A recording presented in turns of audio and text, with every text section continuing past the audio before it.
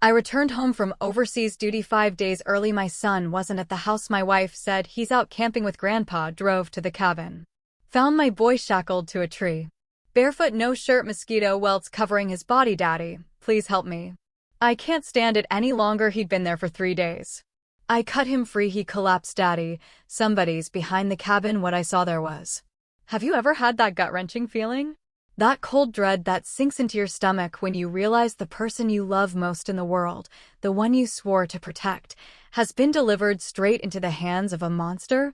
Because for me, that monster wasn't some stranger. It was my own father-in-law. And the one who delivered my son to him? My wife. For 12 years, my life was jungles, corrupt border towns, and the terrifying shadow of illegal wildlife trafficking. I tracked rings across Southeast Asia, learning patience, observation, and how to read the kind of deception that makes men rich and ecosystems bleed. It was a brutal education, but nothing prepared me for the horror I found on a humid July evening, right here in rural Pennsylvania. I was supposed to be in Thailand for another week, busting a massive trafficking network.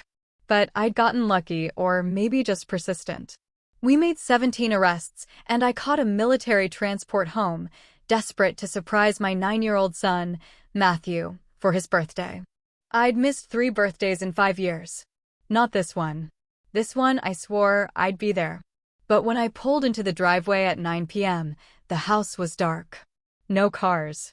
Just the porch light on its timer. That's when the first tendril of unease snaked its way around my heart. I unlocked the front door. The living room was pristine. Too pristine. My son was a whirlwind of energy and creativity. Where were the scattered Legos? The video game controllers? The half-finished art project on the coffee table? Brandy? I called out. Matthew? Silence. Just a chilling, echoing silence. I moved through the house, methodically, the way I'd approach a suspected poacher's camp. My wife's closet was half empty. Matthew's room looked untouched, his bed made with hospital corners that my energetic, messy son would never manage. Then, on the kitchen counter, I found a note. Brandy's handwriting. Taking Matthew camping with Dad at the cabin. Back Tuesday. Don't worry. Tuesday was 4 days away. And Matthew hated camping.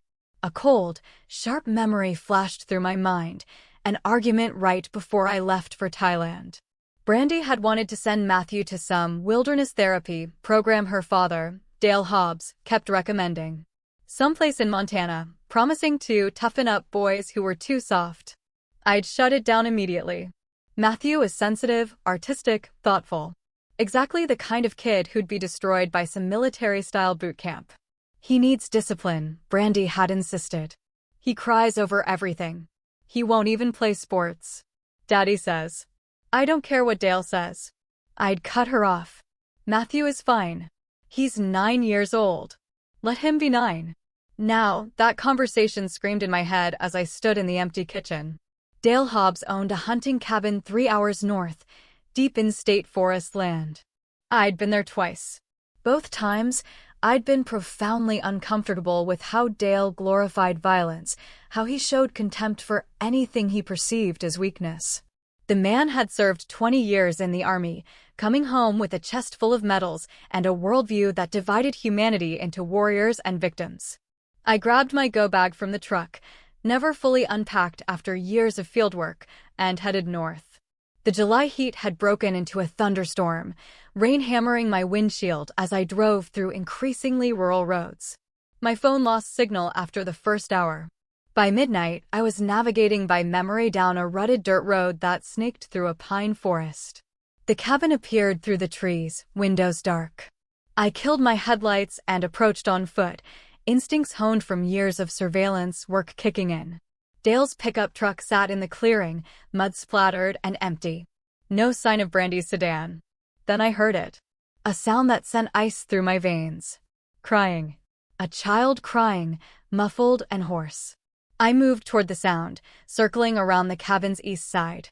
My eyes had adjusted to the darkness, but what I saw in the beam of my flashlight made a rage unlike anything I'd ever felt flood through my system. Matthew. My son. Chained to a massive oak tree 20 feet behind the cabin. He wore only shorts, no shoes, no shirt. Even in the darkness, I could see the welts covering his thin arms, the countless mosquito bites, the way his lips were cracked and bleeding. A heavy shackle around his ankle, connected by a length of chain to the tree trunk. Matthew. I breathed, running forward. My son's head jerked up, eyes wide with disbelief and desperate hope. Daddy? The word came out as a croak. Daddy, please help me. I can't take it anymore. I was already pulling out my multi-tool, hands shaking with fury, working at the shackle's lock. How long have you been out here, buddy? 3 days, Matthew whispered. Grandpa said I needed to learn to be tough. He said I couldn't come inside until I stopped crying. But I can't stop. I'm so thirsty and my leg hurts and the bugs. The lock gave way. I caught my son as he collapsed, his leg unable to support his weight after 3 days in one position. He weighed nothing. All ribs and sharp angles. I lifted him easily, but Matthew grabbed my shirt with surprising strength. Daddy, he whispered urgently, his eyes darting around. There's someone behind the cabin. In the shed. I heard crying at night. Not me. Someone else. I went still. Someone else, a girl, Matthew confirmed. I think she was crying for her mama. Grandpa told me to shut up or I'd end up in the shed too. Every instinct I'd developed over 12 years screamed at me. I carried Matthew to my truck first, wrapped him in an emergency blanket, gave him small sips of water. Stay here. Lock the doors. If I'm not back in 5 minutes, or if anyone else comes, you drive away. Remember how I taught you? Matthew nodded, terror in his eyes, but also something else, an absolute trust that his father would handle this. I approached the shed behind the cabin with my flashlight and the hunting knife I always carried. The shed was padlocked from the outside. I cut through the cheap lock with a pair of bolt cutters from Dale's own pickup bed. The smell hit me first. Urine. Sweat. Fear. Inside, huddled in the corner on a pile of dirty blankets, was a girl about 12 years old. Dark, matted hair, wearing a filthy t-shirt and shorts. When my light found her face, she screamed and tried to press herself further into the corner. It's okay, I said, keeping my voice low and calm. I'm not going to hurt you. I'm here to help. My name is Julian. What's yours? Sophia, she whispered. Sophia Morrison. Please don't tell him I talked. She broke into sobs. How long have you been here? I don't know. Weeks. My mom's boyfriend brought me. He said I needed to learn respect. Her voice dissolved into crying. I felt something cold and calculating settle over me. This wasn't just abuse. This was systematic. Organized. If there were 2 children, there might be more. I pulled out my phone. No signal. I focused on immediate priorities. Sophia, I'm going to get you out of here. You're going to be safe. But I need you to tell me, where's the man who put you here? Dale Hobbs, where is he? Inside, she whispered. He drinks whiskey every night and passes out on the couch. That's when I can hear the other kids crying. There are more. He has a whole list. He calls it his rehabilitation program. Parents pay him to fix their problem children. My jaw clenched. How many children? 6. Maybe 7. I heard him talking on the phone. He has camps like this all over. Other men help him. They bring kids whose parents think they're too soft, too disobedient to anything. They break them. Some kids never leave. I had documented human trafficking, seen the aftermath of poachers who'd killed endangered species for profit, witnessed corruption that destroyed communities. But this hit differently. These were children. One of them was my son. And Brandy had known. She had delivered Matthew to this. Stay here just a moment longer, I told Sophia. I want to make sure it's safe. Then I'm taking you and my son away from here. I approached the cabin from the back, moving silently across the wet ground. Through a window, I could see Dale Hobbs sprawled on a couch, an empty whiskey bottle on the floor beside him. The man was 62, thick-shouldered and barrel-chested, his gray hair cut military short. He snored loudly. I tried the back door. Unlocked. I moved inside, my eyes cataloging everything.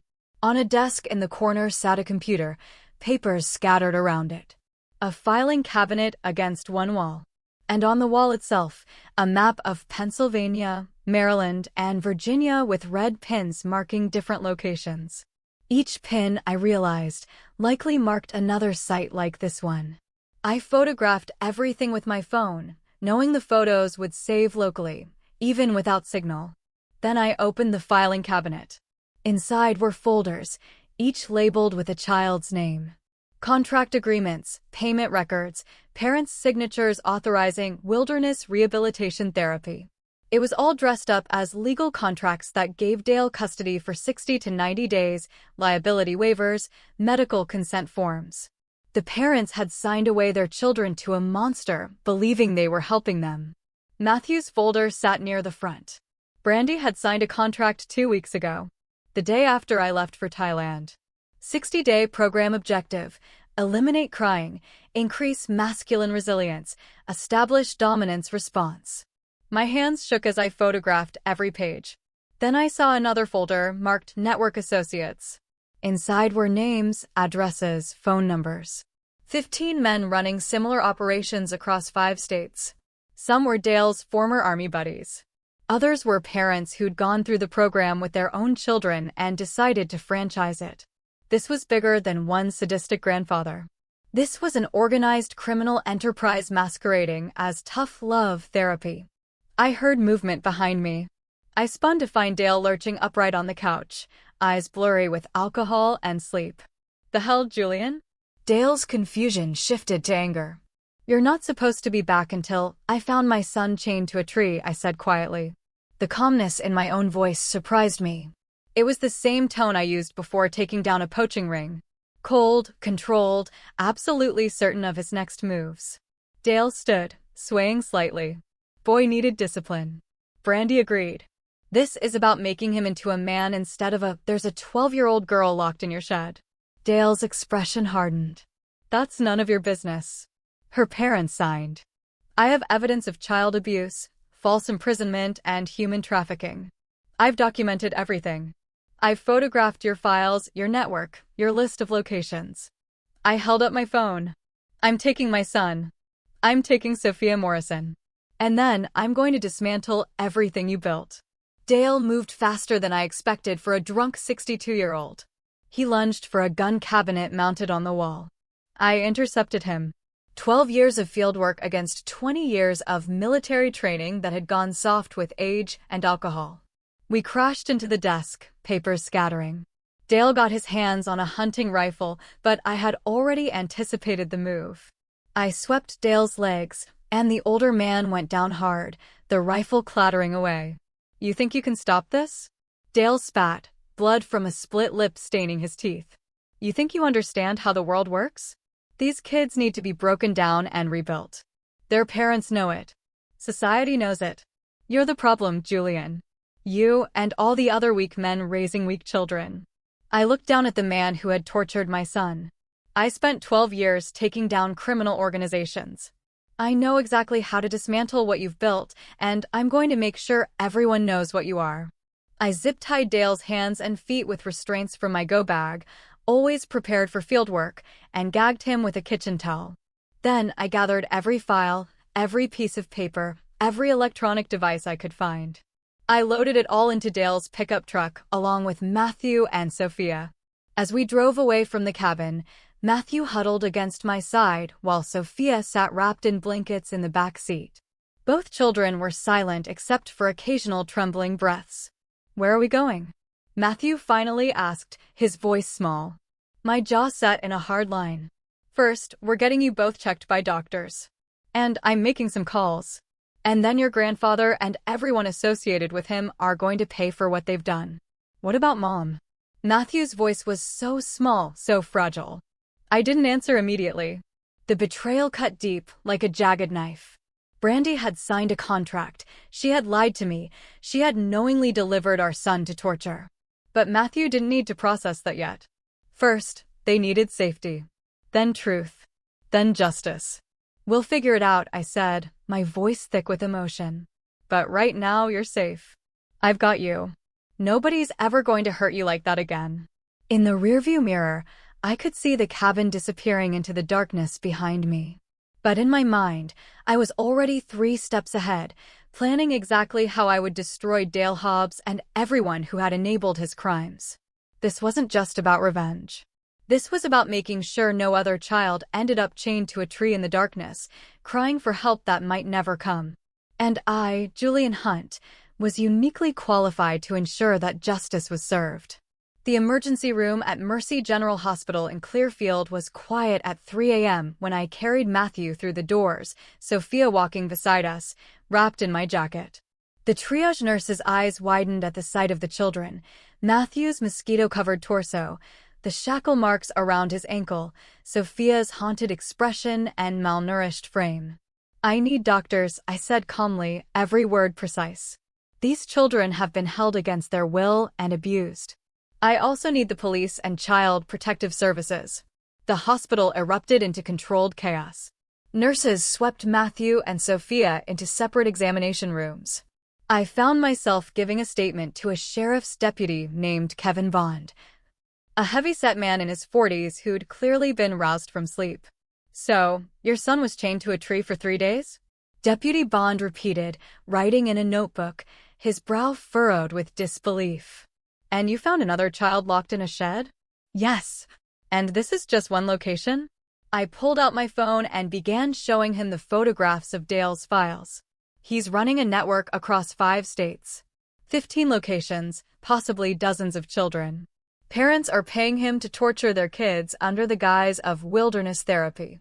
Bond's expression shifted from skepticism to horror as he scrolled through the images. "Jesus Christ," he muttered. "We need to call the FBI." "I already planned on it," I said. "But there's something else you need to know. My wife, Brandy Hunt, signed a contract that put my son in that situation. She's complicit." "Where is she now?" "I don't know. She wasn't at the cabin." Bond made another note. "We'll issue a bolo. Mr. Hunt, I need you to understand what you've uncovered here is going to trigger multiple investigations. FBI, state police, child protective services across multiple states. It's going to get complicated." I know, my voice was flat. "I've worked with federal agencies before. I document wildlife trafficking for the International Conservation Coalition.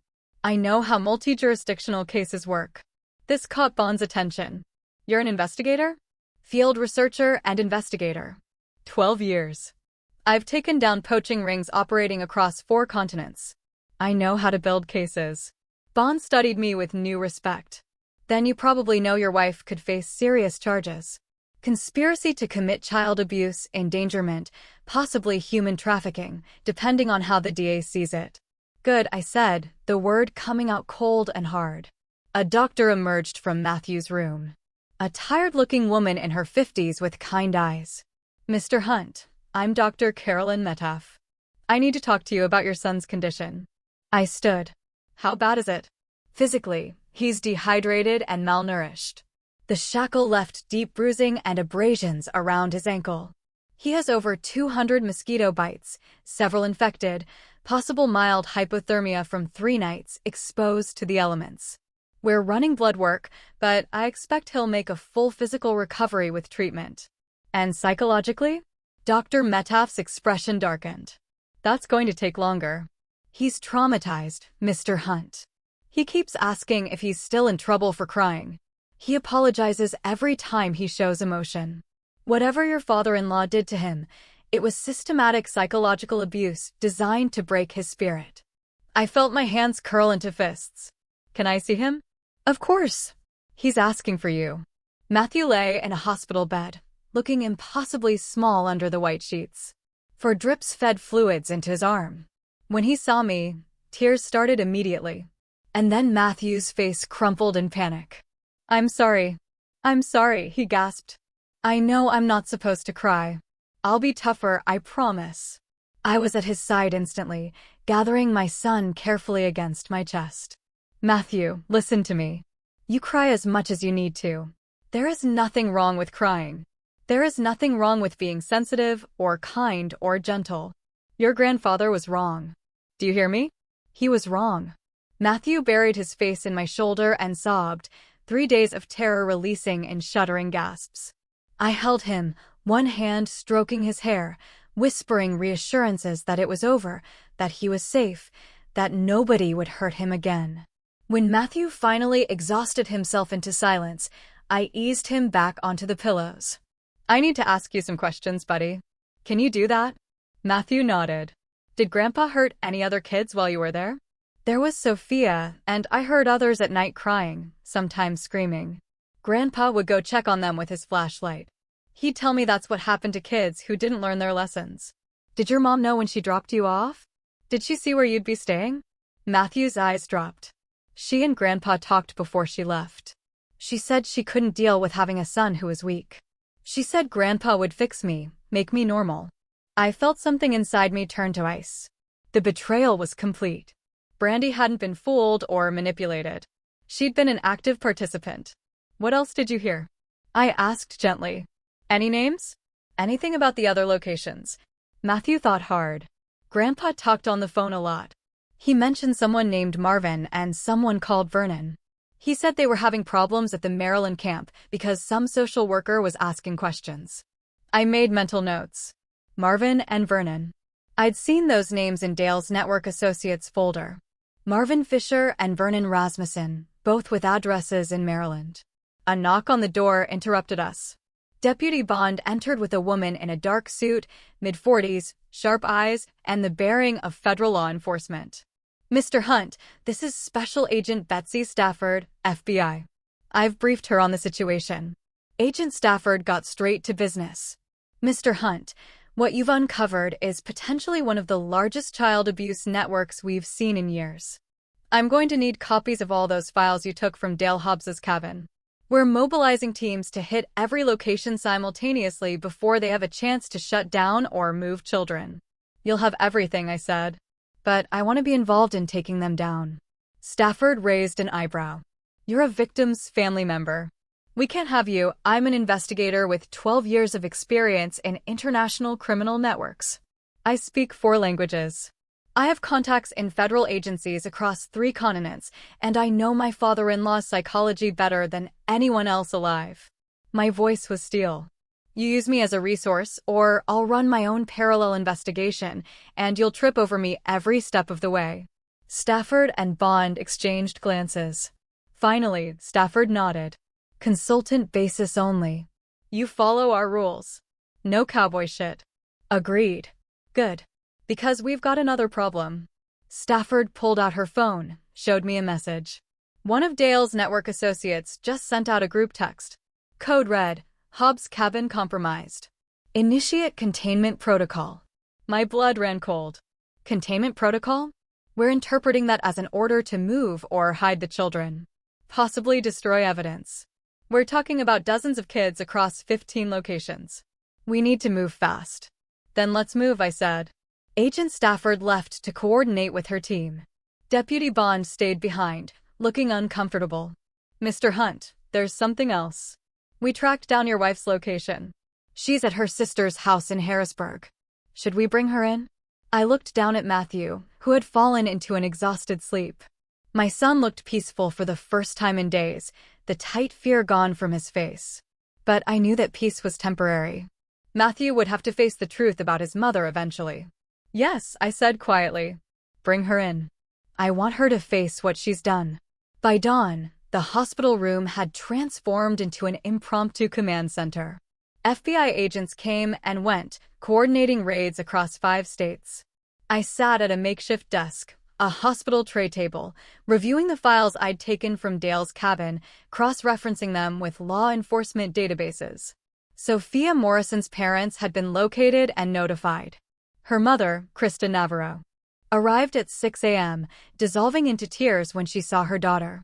Sophia's stepfather, the man who'd sent her to Dale's camp, was already in custody, picked up at his home in Pittsburgh. I didn't know. Krista kept saying. He told me it was a legitimate therapeutic program. I thought they'd do camping and counseling. I didn't know. I watched the reunion, comparing it to what awaited my own family. Krista had been deceived. Brandy had not. Agent Stafford approached with a tablet. We've hit 6 locations so far. Recovered 23 children. Every location matches the pattern: remote cabins, chains, isolation cells. Some of these kids have been there for months. She showed me photos. Children with haunted eyes, emaciated frames, bruises, and scars. Your father-in-law built something horrific. What about the other network associates? Marvin Fisher and Vernon Rasmussen are in custody. So are 4 others. But we're still looking for. She consulted her notes. Dale's primary partner, a man named Cliff Barrett, former Marine, dishonorably discharged for assault. He runs the Virginia operations, and there's evidence he's more violent than Dale. He's not at any of the known locations, and we think he might have Brandy. My head snapped up. What? We found messages between them. Seems your wife and Barrett were involved. Romantically. The affair started about 8 months ago. The pieces clicked together in my mind with sickening clarity. Brandy hadn't just handed Matthew over to her father. She'd been planning something bigger. She was going to disappear, I said quietly. Take the money from Dale's operation and run with Barrett. Stafford nodded grimly. That's our theory. We found transfer records. Your wife embezzled $60,000 from your joint accounts 3 weeks ago. Moved it to an offshore account. The financial betrayal barely registered compared to everything else. Where do you think they are? Barrett has a property in West Virginia, very remote. We're organizing a team, but it's going to take time. The property is booby-trapped. Motion sensors, cameras. He's paranoid. I studied the map Stafford showed me. The property sat in dense wilderness, accessible only by a single dirt road. Perfect for someone who wanted to vanish. I can get in, I said. Absolutely not. This is an FBI operation. I've spent 12 years infiltrating poacher camps that make Barrett's paranoia look amateur. I can recon the property, confirm they're there, and give you real-time intelligence for your raid. Stafford started to protest, but Deputy Bond interrupted. Actually, that might work. If Hunt goes in as a civilian looking for his wife, it gives us plausible deniability. If Barrett shoots him, that's attempted murder on a federal investigation witness. Makes our case stronger. Thanks for that, I muttered. Stafford considered it. You'd be wired. You'd have backup, and you'd follow our operational protocols. Exactly. Deal. Dr. Medaf appeared in the doorway. Mr. Hunt. Matthew's awake. And there's someone here claiming to be his grandmother. I tensed. Dale's wife. Laura Hobbs. Brandy's mother. I hadn't even thought about her involvement. In the hallway stood a thin woman in her 50s, her face drawn with shock. Laura Hobbs looked nothing like her husband.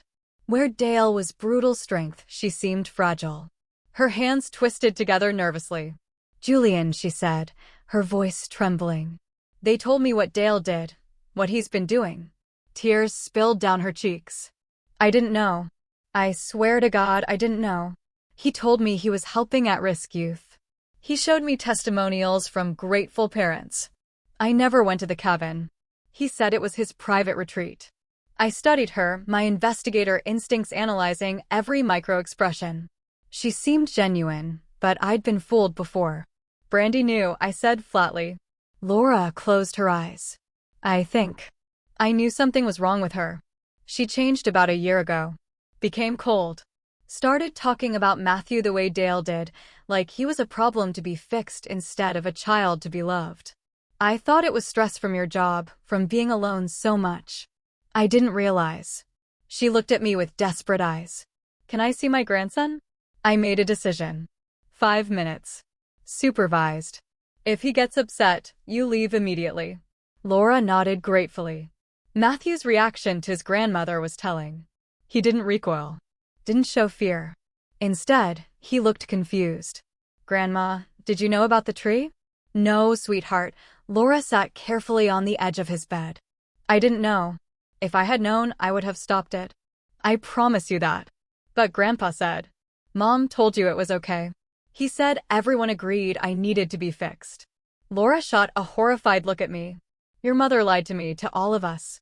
And your grandfather's going to jail for a very long time. After Laura left, I sat with Matthew again. My son looked older, somehow, as if 3 days had aged him years. Dad, what's going to happen to Mom? I had been dreading this question. She's going to face consequences for what she did. Probably jail time. Did she really want them to hurt me? I don't know what she was thinking, buddy. But what she did was wrong. Adults are supposed to protect children, not hurt them. Do you still love her? I was quiet for a long moment. I loved the woman I thought she was. But that woman doesn't exist anymore. Maybe she never did. Matthew absorbed this. I'm scared. I don't want to turn out like Grandpa, mean and angry. You won't, I said firmly. You know how I know? Because you're worried about it.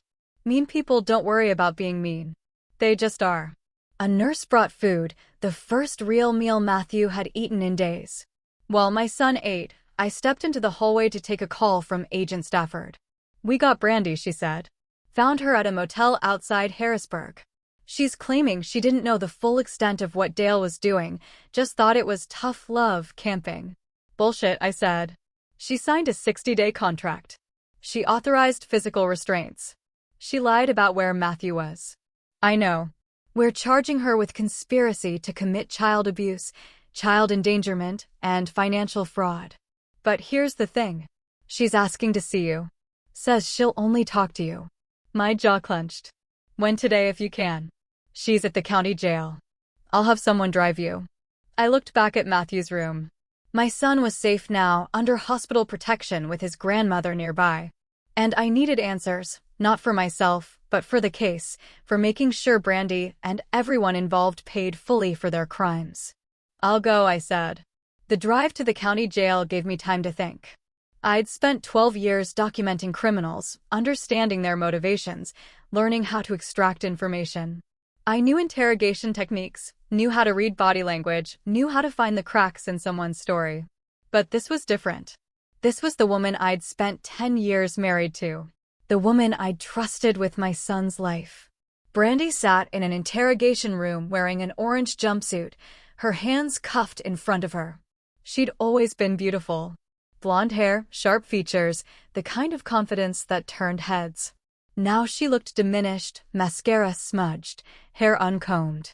Julian, she said when I entered, her voice laced with desperation. Thank God. You have to help me.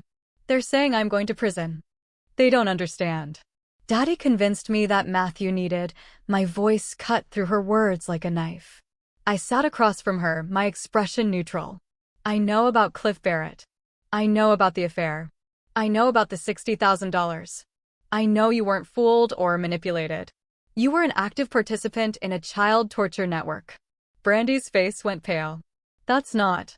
I didn't. The FBI has your messages, your financial records, your signature on contracts authorizing physical restraints for our son. So, let's skip the part where you lied to me, and you tell me what I need to know. She stared at me. Then something in her expression shifted. The desperate innocence fell away, replaced by something harder. You were never around, she said coldly. Gone for months at a time, saving animals while your own family fell apart. Matthew was turning into a weak, whiny child, and you weren't there to do anything about it. I decided to make him stronger. Daddy's program works, Julian. I've seen the testimonials. Kids come in soft and leave tough, able to handle the real world. Sophia Morrison weighs 70 pounds. She's 12 years old. She was locked in a shed for 3 weeks. Her parents paid for results. Sometimes the process is difficult. I forced myself to remain calm. Where is Cliff Barrett? Brandy smiled slightly. Why would I tell you that? Because if you cooperate, the FBI might consider a plea deal. Right now, you're looking at 20 years minimum. Help them find Barrett and the remaining children, and maybe you get 15. Maybe you see daylight again before you're 50. She studied me. What do I get if I help you? A chance at redemption. A chance to prove you're not completely lost. Brandy laughed. A bitter, ugly sound. Redemption. You always were naive, Julian. There's no such thing as redemption. There's only winning and losing. And I'm not losing. She leaned forward. Cliff has contingency plans. Hidden locations the FBI doesn't know about. Children scattered in places you'll never find. If you push too hard, if you prosecute everyone involved, those children disappear. Foster care records altered. Missing person reports buried. You'll never find them all. I felt cold rage settle over me. You're threatening to make children disappear if you don't get what you want? I'm negotiating. That's what smart people do. What do you want? Immunity. Full immunity for me and Cliff. We testify against Dale and the network associates. You get your headlines about taking down a child abuse ring, and we walk away. I stood. No. Then dozens of children stay lost. The FBI will find them, and you'll spend the rest of your life in prison. See, Brandy, I spent 12 years learning how to track criminals who think they're clever. I found poachers in jungles spanning thousands of square miles. You think Cliff Barrett can hide better than international trafficking rings with unlimited resources? He's going down. Everyone's going down, including you. I walked to the door. Julian. Brandy's voice stopped me. You're making a mistake. Cliff isn't like Dale. He's not some drunk old man. He's smart, and he's dangerous, and he's prepared to do anything to avoid capture. So am I said, and left. In the hallway, Agent Stafford waited with Deputy Bond. Did she give us anything? Not yet, but she will. Right now, she still thinks she has leverage. I looked at Stafford. When's the operation to take Barrett's compound? Tomorrow morning. 0600. You're still serious about going in first? Absolutely. Then, let's get you prepped. The FBI's field office in Harrisburg had transformed into a war room. Maps covered the walls, showing Barrett's West Virginia property, 48 acres of dense forest with a central compound. Satellite imagery showed 3 structures, a main house, a large barn, and what looked like a bunker. We've got thermal imaging showing 9 heat signatures, Stafford explained, pointing to the satellite photos. Could be Barrett and Brandy, plus 7 children. Or could be booby traps giving off heat. We won't know until we're inside. I studied the terrain. What's the access? Single dirt road, heavily monitored. Motion sensors along the perimeter. Cameras on the main approaches. Barrett's paranoid, but he's also overconfident. He doesn't think anyone knows about this location. But you found it. Credit card purchases at a hardware store near the property. Barrett bought supplies under an alias, but the FBI's Financial Crimes Unit tracked it through shell companies. Took us 2 days. I pointed to a ridge overlooking the compound. If I come in from here, through the forest, I can bypass his security. He's watching the roads, not the high ground. It's a 3-mile hike through rough terrain. I've done worse. I had traversed brutal jungle terrain, tracking poachers. A West Virginia forest was manageable. Agent Stafford equipped me with a wire, a GPS tracker, and a panic button. You get eyes on the compound, confirm Barrett and the children are there, and you get out. You do not engage. You do not attempt to rescue. You give us intelligence, and we do our job. Clear? Clear. And Julian, if Barrett suspects anything, if this goes south, you hit that panic button. We'll be 2 miles out, ready to move in. I nodded. But in my mind, I was already planning contingencies. If children were in danger, if Barrett was preparing to run or harm them, I wasn't going to wait for FBI bureaucracy. I'd spent 12 years protecting the innocent from those who'd exploit them. This was no different, except this time, it was personal. As I prepared to leave, my phone buzzed. A text from an unknown number. Your son cried for 3 days straight. The boy I'm with now lasted only 2. Some children break faster than others. CB. Cliff Barrett was taunting me, revealing he had another child captive. The message was designed to provoke me into making a mistake, rushing and unprepared.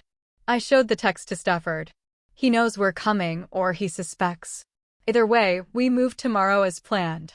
No, I said, my voice low and fierce. We move tonight. He sent that text to buy time. He's probably already moving children, destroying evidence. We can't give him 12 hours. Stafford hesitated, then made a decision. I'll mobilize my team. We go in at midnight. That gives you 4 hours to get into position. I was already moving toward the door. Then I better get started. The forest was dark and dense as I made my way up the ridge, overlooking Barrett's compound. My night vision goggles turned the world into shades of green. Years of tracking poachers had taught me how to move through wilderness without disturbing the environment, where to place my feet, how to avoid dry branches, how to become part of the landscape. It took me 2 hours to reach the overlook. From my position, I could see the entire compound spread below. The main house lit from within, the barn dark, The bunker entrance sealed. I counted 3 vehicles, a truck, an SUV, and a van. Through the main house windows, I spotted movement. A man matching Cliff Barrett's description, mid-40s, muscular, military bearing. And there was Brandy, pacing near a window, gesturing animatedly.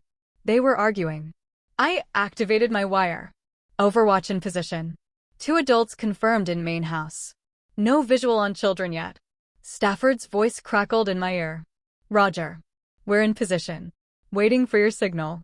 I adjusted my scope, scanning the barn and bunker. That's where the children would be, hidden away from sight. I needed to confirm their location before the FBI moved in. Then I saw it. A light flickering in the barn's second-floor window. And a shadow, small, child-sized, pressed against the glass. Barn, second floor. At least 1 child visible. Movement below caught my attention. Barrett emerged from the house, carrying a rifle. He walked toward the bunker, unlocked it, descended inside. Minutes passed. When Barrett re-emerged, he was carrying a metal case. Subject is arming himself. Possible explosives in the case he's carrying. This situation is escalating. Stand by, Stafford ordered. Do not engage. But my instinct screamed, warning, Barrett was preparing for a siege or an immediate danger. Barrett returned to the house. Through the windows, I watched him place the case on a table and open it. Inside were bundles of what looked like plastic explosives, and a dead man's switch. Barrett was wiring the house to blow. He's booby-trapping the compound, I reported, my voice tight. If we raid now, he detonates. Children are at risk. What do you recommend? Stafford's voice was tense. I made a decision that would change everything. I'm going in. I can disarm the explosives before you move. Negative. You're not trained for. I've disarmed poacher traps that would take your hand off. I can do this. Before Stafford could protest further, I was moving. I descended the ridge, approaching the compound from the blind side of the barn. My heart pounded, not from fear, but from controlled focus. Every sense heightened. I reached the barn side entrance, picked the lock with practiced efficiency, a skill learned from years of accessing poacher supply sheds. Inside, the barn smelled of hay and old wood. I climbed a ladder to the second floor. 6 children sat huddled in a corner, chained together by their ankles. They ranged from about 7 to 13 years old. When they saw me, several started to cry. Others shrank back in terror. I'm here to help, I whispered. I'm getting you out, but you need to stay quiet. Can you do that? A girl about 11, dark hair, defiant eyes despite her circumstances, nodded. You're not one of them? No. I'm a father looking for children who've been taken. Like you. There are more, she whispered. In the bunker. He keeps the difficult ones there. My jaw clenched. How many? 3? Maybe 4? I pulled out my multi-tool and began working on the chains. The locks were industrial grade. It would take time. Time I didn't have. Then lights flooded the barn. Barrett's voice boomed from outside. Julian Hunt. I know you're in there. My motion sensors. You tripped them. You've got 10 seconds to come out before I detonate this whole compound. The children whimpered. The girl who'd spoken grabbed my arm. He's serious. He showed us the explosives. Said if anyone tried to rescue us, he'd blow everything up. I thought fast. Barrett was bluffing. Had to be. He wouldn't kill himself, but he might kill the children to avoid capture. FBI. Stafford's amplified voice echoed across the compound. Cliff Barrett, you're surrounded. Release the children and surrender. You've got 20 FBI agents out there. Barrett called back. About explosives wired to detonate. If my heart stops, you shoot me, everyone dies. I've got a dead man switch. You understand what that means. I understood perfectly. Barrett had rigged himself as a human bomb. If he died or let go of the switch, the compound exploded. What do you want? Stafford shouted. Safe passage. Me and Brandy. We walk out of here, get in that van, and drive away. You don't follow.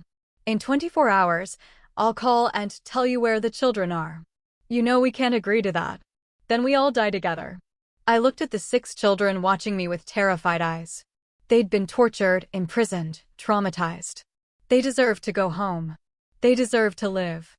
And I, Julian Hunt, had spent 12 years ensuring that the innocent survived while the guilty faced justice. I activated my wire, speaking quietly. Stafford, I need 60 seconds. What are you? Trust me. 60 seconds. I turned to the children. I need you to do exactly what I say. When I give a signal, you're going to run out that door and straight to the FBI agents. Don't look back. Don't stop. Just run. Understand? They nodded, terrified, but trusting. I descended the ladder and walked out of the barn, hands raised. Barrett stood 30 feet away, a device in his left hand, the dead man's switch. Brandy stood behind him, her face pale. Smart move, Barrett said. Now you're going to tell those FBI agents to Julian, I interrupted, taking a slow step forward. I've spent 12 years studying predators, knowing when they'd attack, when they'd run, when they were vulnerable. Barrett had the arrogance of a military background, the assumption that his training made him superior. But I had faced down poachers who'd killed dozens, had stared into the eyes of men who valued profit over life. Barrett was just another predator, and I knew exactly how to handle predators. The FBI isn't going to let you walk, I said calmly, taking another slow step. You know that. But you've got leverage with those children. So, let's talk about what you really want. I took another step. You want to survive. You want to avoid prison. You want to feel like you're in control. Another step. But you've already lost, Barrett. The network is dismantled. Dale's in custody. Every location has been raided. It's over. I've still got the switch. Barrett's hand tightened on the device. That's a bluff, I said, now just 15 feet away. You're not suicidal. And you're too proud to kill yourself just to hurt others. You're a survivor. That's what your whole life has been about. Surviving, adapting, staying ahead of your enemies. You don't know me. I know exactly who you are. You're a man who got dishonorably discharged for assault, who found a way to monetize cruelty, who seduced my wife because she had access to resources you needed. You're smart, calculating, and you always have an exit strategy. I was 10 feet away now. So, here's my offer. You give me that switch. You release the children and you surrender. The FBI gets their headlines. You get to stay alive. Maybe you even cut a deal. Testify against the others. Reduce your sentence. Barrett laughed. Why would I trust anything you? I moved. 12 years of hand-to-hand training in hostile environments, of disarming poachers who'd held weapons, of survival instincts honed to razor sharpness. I closed the distance in a burst of speed, grabbed Barrett's wrist holding the switch, twisted hard. Barrett tried to pull away, but I had anticipated the move. I swept Barrett's legs, drove him to the ground, maintained an iron grip on the wrist. The switch fell from Barrett's hand. I scooped it up and tossed it to Brandy. Hold this. Don't let go. Then I drove my fist into Barrett's face. Once. Twice. All the rage of finding my son chained to a tree. Of learning about Sophia Morrison.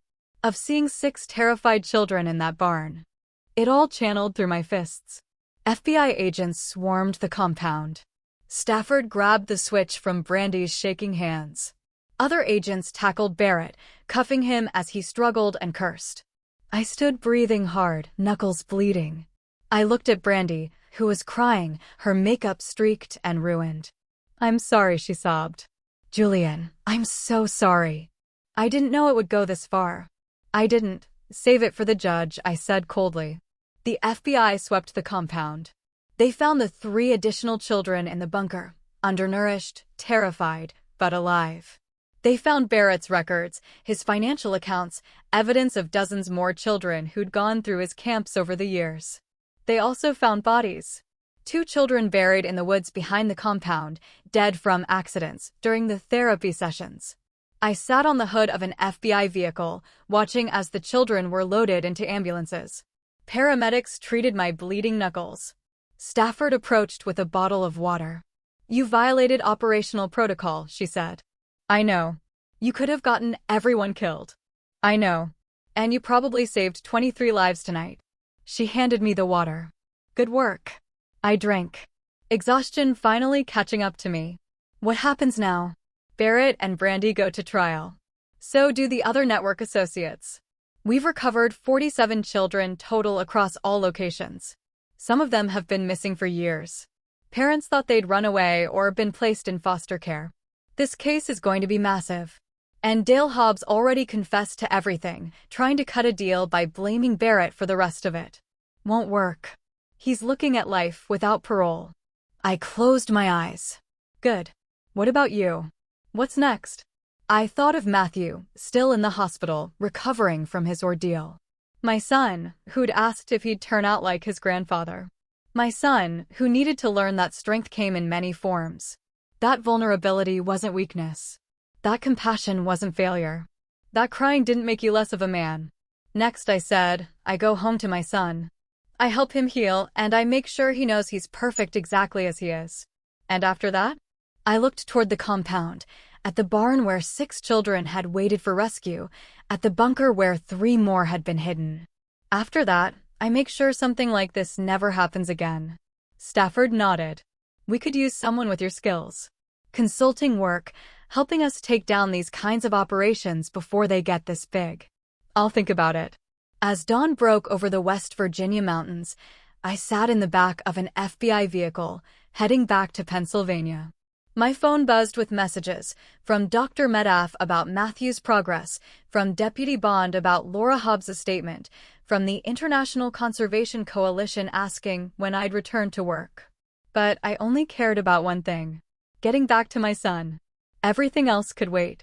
Weeks later, I sat in a courtroom watching Dale Hobbs, Cliff Barrett, Brandy Hunt, and 12 other network associates face sentencing. The judge, a stern woman in her 60s named Heather Solomon, showed no mercy. Dale Hobbs, you systematically tortured children under the guise of therapy. You created a network of abuse that destroyed families and killed innocents. I sentence you to life in prison without possibility of parole. Dale's face remained impassive. He'd aged 20 years in 4 weeks. His military bearing collapsed into defeat. Cliff Barrett, your actions resulted in the deaths of 2 children and the traumatization of dozens more. Life in prison without parole. Barrett stared at me with pure hatred. I stared back unmoved. Brandy Hunt, you betrayed your own child, conspired to torture him, and participated in a criminal network. I sentence you to 30 years in federal prison. Brandy wept, but I felt nothing. The woman I'd married had never really existed. She'd been a mask hiding something rotten underneath. The other associates received sentences ranging from 15 to 40 years. By the time court adjourned, the entire network had been dismantled, everyone involved facing justice. Outside the courthouse, media swarmed. I pushed through them without comment. Agent Stafford had offered to help me avoid the press, but I wanted them to see me. Wanted the world to know that these crimes hadn't gone unpunished. Matthew waited with Laura at a coffee shop down the street. My son had started therapy and was slowly recovering. He smiled when he saw me. A genuine smile, the first in months. Is it over? Matthew asked. It's over, I confirmed. Can we go home now? I knelt down to my son's level. Actually, I was thinking we could go somewhere new. Fresh start. New house, new town, new school where nobody knows what happened. What do you think? Matthew considered this seriously. Will you be there? Or will we have to go back to Thailand? I'm taking a different job, one that keeps me in the country. I'll be home every night. Then yes, let's go somewhere new. Laura wiped tears from her eyes. I'll help however I can. I know I can't make up for what Dale did. You're not responsible for your husband's crimes, I said.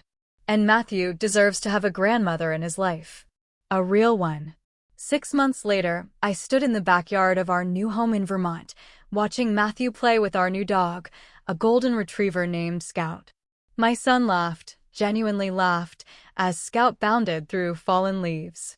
I had taken a consulting position with the FBI's Crimes Against Children unit, helping them identify and dismantle abuse networks before they could grow.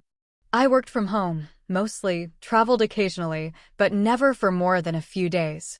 Matthew attended a small school where he'd made friends. Other sensitive, artistic kids who appreciated his kindness instead of mocking it.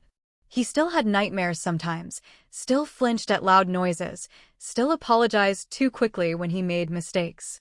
But he was healing. slowly, steadily healing. My phone buzzed. A text from Agent Stafford, new case, suspected abuse network in Oregon. Could use your expertise. I looked at Matthew, at my son's happy face, at the normal childhood he was finally getting to experience. Then I typed back, send me the files. I'll review them tonight. Because I, Julian Hunt, had learned something in that forest, finding my son chained to a tree. I'd learned that evil flourished when good people looked away. That monsters wore respectable faces.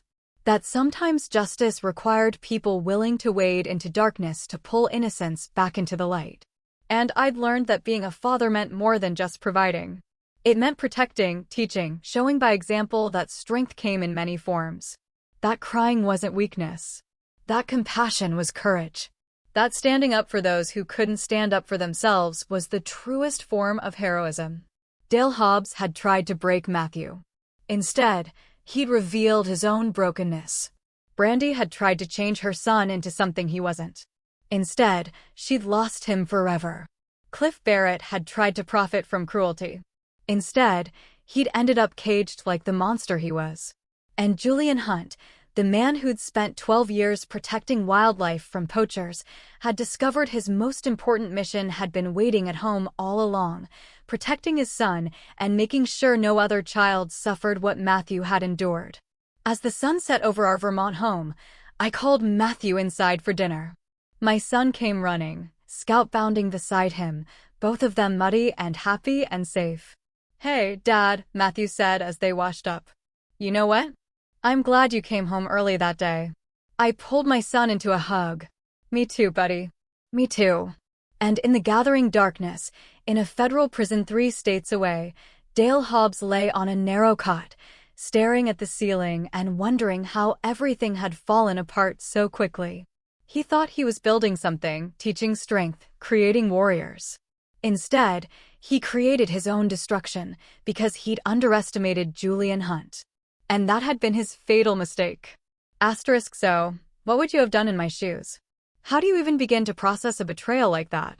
Let me know your thoughts in the comments below. I'm really curious to hear what you guys think.